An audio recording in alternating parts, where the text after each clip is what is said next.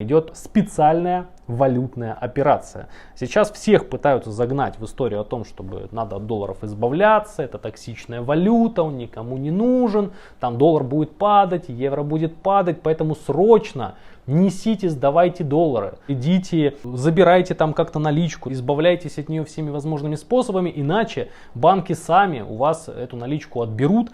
у вас при переводах, отберут за просто хранение денег там и так далее. И сейчас, когда население сдаст валюту по вот этому курсу, который у меня такое ощущение, что его сейчас держат, не дают ему специально расти, потому что рубль вообще как вкопанный стоит, ни на что не реагирует. А вот после того, как население избавится от вот этой валютной подушечки, собственно, тогда Центробанк,